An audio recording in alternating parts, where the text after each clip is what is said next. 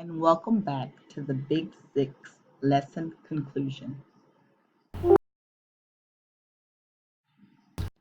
am Nicole Freeman, your school librarian. The purpose of this lesson is to introduce and explain the Big 6 to help improve information and technology search skills. I have made a handout to go with this lesson, and the handout that I have prepared has links to pages that will help you by giving you more information, as well as different kinds of worksheets so that you can find a style that works for you. It also has steps that are included to give you more of a roadmap to follow when conducting your research. Step one, task definition. In this step, you will define the problem and the information needed. You can ask yourself, what does the teacher expect from you? You will also work to gather information. Step two, information seeking strategies. You will identify the resources that you will use. You will list all the possible sources, like news articles, reference books, and data pages.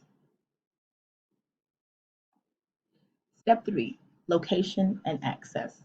Locate your resources. Find the useful information in them. Go to the library. Use the catalog and the reference section, as well as your librarian. Step four, use of information. Decide the parts that you want to use. Read, hear, view, and find the valuable information. Summarize or paraphrase the information. And don't forget to cite your sources. Step five, synthesis.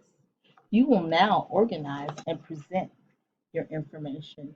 Pick a format that works best for you. Paper, PowerPoint, it's up to you. You decide. Step six, evaluation. In this step, you will judge the product. Did you solve the problem?